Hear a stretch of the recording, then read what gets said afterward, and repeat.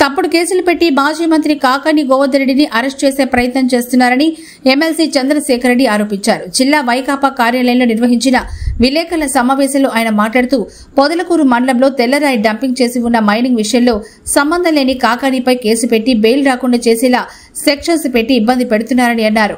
మాజీ మంత్రి Kakani Govardhan Reddy బెయిల్కి high court appeal చేయడంతో మరో తప్పుడు కేసు నమోదు చేశారని ఎమ్మెల్సీ చంద్రశేఖర్ రెడ్డి తెలిపారు.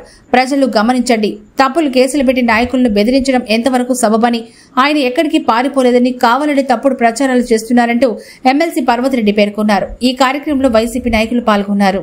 అక్రమ కేసులు పెట్టి ఈ రోజు అరెస్ట్ చేయాలనుకుంటా ఉంటే ప్రజలు ఫస్ట్ లో ఏం జరుగుతామని అనుకునేవాళ్ళు ఈరోజు ఆశ్చర్యంగా చూడడానికి పోయి అందరూ కూడా అసహించుకునే పరిస్థితికి వస్తూ ఉంది. మీకు అందరికీ తెలిసి ఉంటుంది ఈ కేసు గురించి. ఏదైతే ఒక మైనింగ్ పొదలకూరు మండలంలో ఒక మైనింగ్ విషయంలో కొంత క్వాడ్స్ని అక్కడ లిఫ్ట్ చేస్తున్నారు, పర్మిషన్స్ లేకుండా అక్కడ కొంత క్వాడ్స్ని తీసేశారన్న ఉద్దేశంతో కేసులు పెట్టాలనే ప్రయత్నం. ఈ కేసు సుమారుగా 2-3 నెలల క్రితమే కేవలం గోవర్ధన్ రెడ్డి గారిని నిర్బంధించాలన్న ఉద్దేశంతోనే ఈ కేసులు పెట్టి ఎలాంటి ఆధారాలు దొరక్క సుమారుగా 3 నెలల నుంచి కేసుని ప్రొలాంగ్ చేసుకుంటూ వస్తూ ఉన్నారు. అయితే ఒక వారం రోజుల క్రితం అందులో సంబంధించి ఒక వ్యక్తిని అరెస్ట్ చేసినప్పుడు అతను ఇచ్చినటువంటి కన్ఫెషన్ స్టేట్మెంట్ ద్వారా 8 రోజుల క్రితం అంటే పోయిన సోమవారం రోజున గోవర్ధన్ రెడ్డి గారి పేరుని ఎఫ్ఐఆర్లో యాడ్ చేయడం, ఆ తర్వాత ఎక్కడ ఈయన యాంటిసిపేటరీ బెయిల్ తీసుకుంటాడు అన్న ఉద్దేశంతో ఆ బెయిల్ రాకుండా ఉండేటువంటి సెక్షన్స్ అందులో యాడ్ చేయడం, ఆ తర్వాత మీరు అందరూ కూడా చూస్తూ ఉన్నారు ఏ విధమైనటువంటి హైడ్రామాలు జరిగినాయో. అయితే ఈరోజు హైకోర్టులో దానికి సంబంధించినటువంటి క్వాష్ పిటిషన్ మీద కానీ అలానే ఈ కేసుని యాంటిసిపేటరీ బెయిల్ గురించి దీనికి సంబంధించినటువంటి కోర్టులో ఈరోజు సంబంధించినటువంటి వాయిదాలు ఉన్నాయి. ఈ వాయిదాల్లో ఎక్కడ అతనికి క్వాష్ వస్తుందో యాంటిసిపేటరీ బెయిల్ వస్తుందో అన్న ఆలోచనతో ఈరోజు మరో కేసుని పెట్టారు. మీరందరూ కూడా ఆశ్చర్యపోతా ఉన్నారు. ఎస్సీ ఎస్టీ కేసుని గోవర్ధన్ రెడ్డి గారి మీద పెట్టడం ఎక్కడన్నా మనం చూస్తామా? అటువంటి ప్రజానాయకుడు కానీ ఇటువంటి ఒక మంచి లీడర్గా ఉండేటువంటి వ్యక్తుల మీద ఎస్సీ ఎస్టీ లాంటి తప్పుడు కేసులు పెట్టే పరిస్థితి కూడా ఈరోజు మనం నెల్లూరు జిల్లాలో చూస్తూ ఉన్నామంటే అందరూ కూడా ఆశ్చర్యంగా చూస్తూ ఉన్నారు. ఏంటి ఈ విధంగా పెట్టడం? ఈ విధంగా కేసులు ప్రొలాంగ్ చేసుకుంటూ పోతా ఉంటే నెల్లూరు జిల్లా పరిస్థితి కానీ ఆంధ్ర రాష్ట్రంలో కానీ రాబోయే రోజుల్లో రాజకీయ పరిస్థితులు ఎలా ఉంటాయి అన్నది ఈరోజు అందరిలో కూడా ఆశ్చర్యం కలిగిస్తున్నటువంటి విషయం. అదేవిధంగా ఇంకొక మెయిన్ పాయింట్గా మనం చెప్పాలంటే గోవర్ధన్ రెడ్డి గారు పరారు అయిపోయినారు, గోవర్ధన్ రెడ్డి గారు అప్స్కాండ్ అయిపోయినారు, గోవర్ధన్ రెడ్డి గారు దేశం వదిలిపోయినారు అని చెప్పి 2-3 రోజుల క్రితం నుంచి కూడా కొన్ని న్యూస్ ఛానల్స్లో గమనిస్తా ఉంటే ఆశ్చర్యం అనిపించింది. ఎందుకంటే నేను దగ్గరగా ఉన్నాను గోవర్ధన్ రెడ్డి గారికి. నేను గత 10 రోజుల నుంచి కేసు వచ్చినప్పటి నుంచి కూడా ఆయనతో పాటు ట్రావెల్ చేస్తూ ఉన్నాను. నాతో పాటు చాలామంది ట్రావెల్ చేస్తూ ఉన్నారు. అయితే 10 రోజుల క్రితం ఈ కేసులో గోవర్ధన్ రెడ్డి గారిని అరెస్ట్ చేస్తారని చెప్పి ప్రధానంగా పోయిన మండే అందరూ కూడా ఈ గోవర్ధన్ రెడ్డి గారిని అరెస్ట్ చేస్తారన్నప్పుడు ట్యూస్డే రోజున ఈ రోజే అరెస్ట్ చేస్తారని చెప్పి మాట్లాడడం కూడా జరిగింది. అయితే గోవర్ధన్ రెడ్డి గారు ఇక్కడ ఆఫీస్లో ఉన్నారు. నేను కూడా ఆ రోజు గోవర్ధన్ రెడ్డి గారి దగ్గర రావడం జరిగింది. ఆ రోజు నైట్ పోలీసులు వస్తా ఉన్నారు, అరెస్ట్ చేస్తారంటే మేము ఆయనకి శ్రేయోభిలాషులుగా ఉండే దగ్గరగా ఉండే వ్యక్తులు ట్యూస్డే రోజు ఆయనతో ఉన్నాం, ఆయనకి చెప్పాం. సో మనకి ఎలా ఉంటుందో పరిస్థితి తెలియదు, వీళ్ళు ఏ విధంగా కేసులు పెడతారు, మీరు 2 రోజులు మీరు బయట ఉంటే మంచిదంటే లేదు చంద్రశేఖర్ మనం ఉండాలా, మనమే బయట వెళ్ళిపోతే మనం కార్యకర్తలకు కానీ నాయకులకు కానీ ఏ విధమైనటువంటి సందేశం ఇచ్చినట్టు అవుతుంది. సో లేదు నేను ఉంటాను అంటే మేము కూడా ఉంటామన్నా అని చెప్పి ఆ రోజు తెల్లవారిన కూడా ఉన్నాం. పోలీసులు కనుక వస్తే అడుగుదాం ఎందుకు కేసులు పెడుతున్నారు, ఏ విధమైనటువంటి కేసులు పెడుతున్నారు, ఏ ఆధారాలతో పెడుతున్నారు అని అడగాలని చెప్పి అందరూ కూడా వెయిట్ చేసినాం. కానీ మంగళవారం రోజు రాలా. బుధవారం రోజు గోవర్ధన్ రెడ్డి గారు మా ఇంటికి కూడా వచ్చినారు, అక్కడ కూడా కలిసినారు, పబ్లిక్గా తిరుగుతూ ఉన్నారు. బుధవారం ఉన్నారు, గురువారం ఉన్నారు, శుక్రవారం ఉన్నారు, శనివారం కూడా ఉన్నారు. ఇక్కడనే అందరూ కూడా లీడర్స్ కానీ ప్రతి ఒక్కరికి కూడా ఇక్కడికి వచ్చి ఆయన్ని కలిసి ఆయనతో మాట్లాడి అందరం కూడా కలిసి ఉంటాం, వైఎస్ఆర్సీపీ అంతా కూడా దీన్ని ఎదుర్కొంటుందని చెప్పి ప్రతి కార్యకర్త నాయకుడు కూడా గోవర్ధన్ రెడ్డి గారి దగ్గరికి రావడం, ఈ 4 రోజుల పాటు ఆయనతో పాటు సంఘీభావంగా వైఎస్ఆర్సీపీ నాయకులందరూ కూడా కలవడం జరిగింది. అయితే ఆదివారం రోజు ఉగాది పండుగ. ఈ ఉగాది పండుగ విశిష్టత అందరికీ తెలుసు. తెలుగు ప్రజలందరూ కూడా ఏ ప్రపంచంలో ఏ దేశంలో ఎక్కడున్నా కూడా ఈ ఉగాదిని వారందరూ కూడా ఒక సంప్రదాయబద్ధంగా కుటుంబ పెద్దలందరితో కలిపి కుటుంబ సభ్యులతో కలిపి ఈ ఉగాది పండుగ చేసుకునే అలవాటు. అందులో భాగంగా శనివారం దాకా ఆయన నెల్లూరులోనే ఉండి ఆదివారం ఉదయాన్నే ఆయన ఫ్యామిలీ మెంబర్స్ అంతా హైదరాబాద్లో ఉన్నప్పుడు ఆదివారం ఉదయం బయలుదేరి ఆయన హైదరాబాద్కి వెళ్ళి అక్కడ కుటుంబ సభ్యులతో కలిసి ఆయన పండుగను సెలబ్రేట్ చేసుకుంటా ఉంటే ఆదివారం దాకా గమ్మునున్నటువంటి పోలీస్ అధికారులు కానీ రాజకీయ నాయకులు కానీ ఆదివారం సాయంత్రం 6 గంటల తర్వాత సుమారుగా 6:15 ఆ ప్రాంతంలో గోవర్ధన్ రెడ్డి గారి ఇంటి దగ్గరికి గోవర్ధన్ రెడ్డి గారు లేరు, ఆ రోజు హైదరాబాద్ వెళ్ళినారని చెప్పి తెలిసి 6:15 సమయంలో ఇక్కడికి వచ్చి ఆయనకు నోటీసులు ఇవ్వడానికి ప్రయత్నం చేయడం, అక్కడ గోడలు దూకడానికో లేక తాళాలు పగలగొట్టడానికి ప్రయత్నం చేయడం, ఆ తర్వాత గోడకి నోటీసులు అంటించి వెళ్ళిన విధానం చూస్తే ఆశ్చర్యం అనిపించింది. శనివారం దాకా గోవర్ధన్ ఉన్నారు కదా, సోమవారం కేసు పెట్టారు కదా, ఆ రోజు నుంచి అరెస్ట్ చేస్తారంటా ఉన్నారు. మీరు మార్చారు, సెక్షన్స్ అన్ని మార్చారు, అయినా కూడా వెయిట్ చేసినాం. సోమ, మంగళ, బుధ, గురు, శుక్ర, శనివారం దాకా వెయిట్ చేసినాం.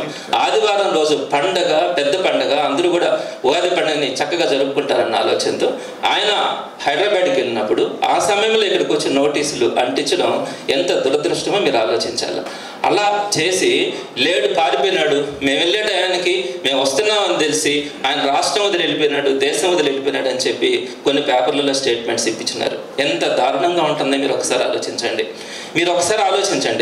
ఆదివారం సాయంత్రం 6:15 గంటలకు అనుకుంటాను బహుశా ఇక్కడికి పోలీసులు వచ్చి నోటీసులు అంటిస్తే అది చూసినటువంటి గోవర్ధన్ రెడ్డి గారు, నాకు తెలిసి రాష్ట్రంలో ఏ నాయకుడు కూడా పనిచేస్తున్నాడు, 7:30 కల్లా ఆయన ఫేస్బుక్లో కానీ ఆయన స్టేటస్లో కానీ ఆయన ప్రత్యేకంగా ఆయనకున్నటువంటి మొబైల్ ద్వారా, వాట్సాప్ ద్వారా అన్ని గ్రూపుల్లో కూడా నేను ఇక్కడ కుటుంబ సభ్యులతో ఉగాది పండుగ చేసుకుంటామని పిల్లలు వాళ్ళందరితో కలిసినటువంటి ఫొటోస్ని 7:15 కల్లా రిలీజ్ చేసినటువంటి ఒక గ్రేట్ లీడర్ గోవర్ధన్ రెడ్డి గారు. మీరు ఒకసారి ఆలోచించండి. పారిపోయినాడు, మేము ఇంటి దగ్గరికి వస్తానని చెప్పి 6:15 కల్లా నోటీసులు గోడ మీద అంటించినప్పుడు 7:30 కల్లా ఆయన నేను హైదరాబాద్లో ఉన్నాను, మీరు రాదలుచుకుంటే ఇక్కడికి రండి, నేను నిన్నటి దాకా నెల్లూరులోనే ఉన్నాను, ఈ రోజు మాత్రమే హైదరాబాద్ కుటుంబ సభ్యులతో గడపడానికి వచ్చినానని చెప్పినటువంటి గోవర్ధన్ రెడ్డి గారు లాంటి లీడర్ని మనం ఎక్కడ చూడగలం? అంతటి గట్స్ ఉన్నాయా? సో అట్లా 7:30 కల్లా ఆయన రిలీజ్ చేసిన తర్వాత రోజు మళ్ళీ హైదరాబాద్కి వెళ్ళి గోవర్ధన్ రెడ్డి గారి ఇంటి దగ్గర మళ్ళీ ఇంకొకసారి నోటీసులు ఇచ్చినారు, తర్వాత రోజు రమ్మని. ఎలా వస్తారు? ఆయనకి ఏం పనులు ఉండవా? సరే, మీకు చట్టాలను గౌరవిస్తాం, అన్నింటినీ కూడా పోలీసు వ్యవస్థను కానీ ప్రతిదాన్ని కూడా వైఎస్ఆర్సీపీ పార్టీ గౌరవిస్తే వైఎస్ఆర్సీపీలో ఉండే ప్రతి కార్యకర్త లీడర్ కూడా గౌరవిస్తాడు. అయితే ఉగాది పండుగ రోజుకు పోయినాడు, ఒక 2 days రేపటి రోజున ఆయనకి ముఖ్యమైనటువంటి కార్యక్రమం హైదరాబాద్లో ఉంది. ఈ 2 కార్యక్రమాలు చూసుకొని రావడానికి ఆయన వెళ్తే మీరు పండుగ రోజు నోటీసులు ఇస్తారు, తర్వాత ఆయన హైదరాబాద్లో ఉన్నానని చెప్పి ఆయన వాట్సాప్లో పెట్టిన తర్వాత హైదరాబాద్కి వెళ్ళి నోటీసులు ఇస్తారు. సో అర్జెంటుగా 24 గంటల లోపల రమ్మని చెప్తారు. ఈ కేసు మీరు ఎప్పుడు పెట్టారు? 2-3 నెలల క్రితం పెట్టారు. ఎంతమందిని అరెస్ట్ చేశారు? ఈయనకంటే ముందున్నటువంటి వారందరినీ కూడా మీరు యాంటిసిపేటరీ బెయిల్కి అప్లై చేసుకోమని చెప్పి వారందరికీ యాంటిసిపేటరీ బెయిల్ ఇప్పించి వాళ్ళలో కొంతమంది కన్ఫెషన్ స్టేట్మెంట్స్ తీసుకొని ఆ కన్ఫెషన్ స్టేట్మెంట్ని బేస్ చేసుకొని ఈయన మీద కేసు ఎఫ్ఐఆర్లో యాడ్ చేయడం, ఆ ఎఫ్ఐఆర్లో కూడా ఈయన మీద ఎక్కువ సెక్షన్స్ అన్ని కూడా మోపించడం, ఇవన్నీ కూడా ఎక్కడికి దారితీస్తా ఉన్నాయి? గోవర్ధన్ రెడ్డి గారు ఈరోజు కూడా చెప్తా ఉన్నారు. ఈ విధంగా మేము వచ్చిన తర్వాత కూడా మేము మాట్లాడాం గోవర్ధన్ రెడ్డి గారితో, అన్న మీ మీద ఈ విధంగా వస్తా ఉన్నా, ఏం చెప్పాలా అంటే ఏం లేదు, కూల్గా ఉండండి, మనం అన్నీ కూడా ఫేస్ చేస్తాం. నేను అంటే బుధవారం రోజు నాకు కార్యక్రమం ఉంది హైదరాబాద్లో, దాన్ని చూసుకొని బుధవారం సాయంత్రం కల్లా నెల్లూరులో ఉంటా. లేదు ఎటువంటి పరిస్థితులైనా బుధవారం సాయంత్రం రావడానికి వీలు కాకపోతే గురువారం ఉదయం కల్లా నేను నెల్లూరులో ఉంటాను.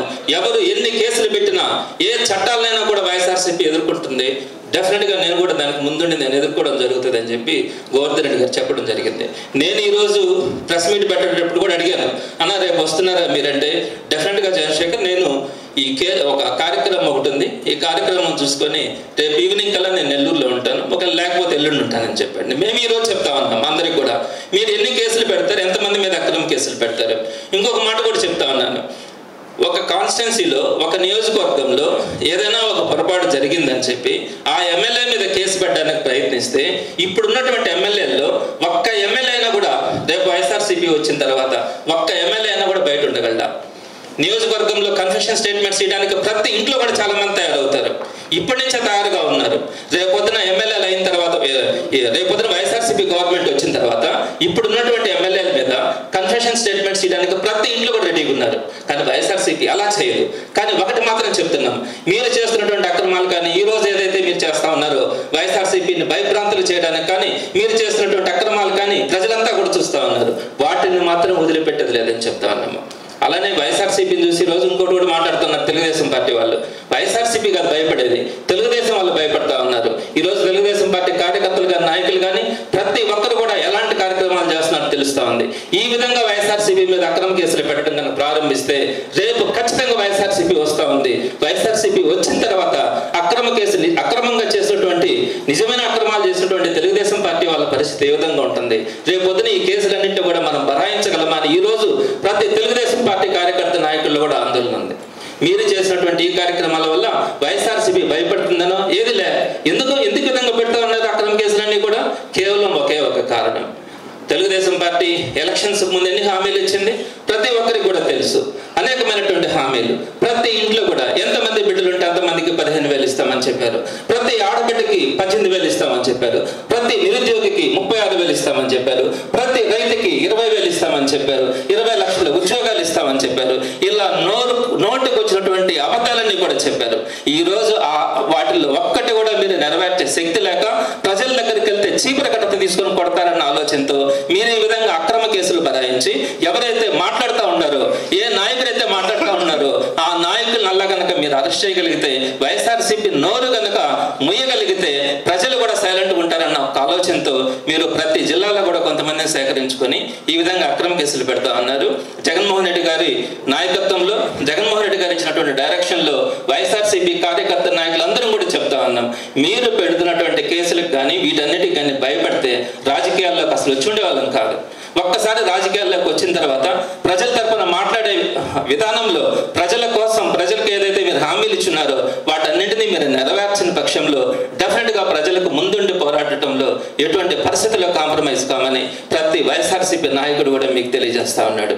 డెఫినెట్గా చెప్తా ఉన్నాం, గోవర్ధన్ రెడ్డి గారు రేపు సాయంత్రం కానీ లేదనుకుంటే ఎల్లుండి మార్నింగ్ కల్లా నెల్లూరులో ఉంటారు. అందరికి అందుబాటులో ఉంటారు. చట్టాలన్నింటినీ కూడా గౌరవించడం జరుగుతుంది. పోలీస్ వ్యవస్థను కూడా గౌరవించడం జరుగుతుంది. కానీ పోలీస్ అధికారులు కూడా గుర్తుపెట్టుకోవాలి, మీరు ఇచ్చినటువంటి స్టేట్మెంట్సే ఉన్నాయి, అక్కడ ఎలాంటి అక్రమంగా ఏది జరగలేదని. మళ్ళీ మీ ద్వారానే కేసులు పెట్టించినారు ఈ ప్రభుత్వం. సో మీరు ఆలోచించుకోవాలా, రాబోయే రోజుల్లో వైఎస్ఆర్సీపీ వచ్చిన తర్వాత ఇదే సంస్కృతి కనుక కొనసాగితే ఈ అధికారుల పరిస్థితి ఏంటి, ఈ నాయకుల పరిస్థితి ఏంటి, ఇవన్నింటినీ కూడా మీరు ఆలోచించుకోవాలని అధికారులు కూడా తెలియజేస్తా ఉన్నాం. మంచి పద్ధతి కాదని కూడా తెలియజేస్తా ఉన్నాం.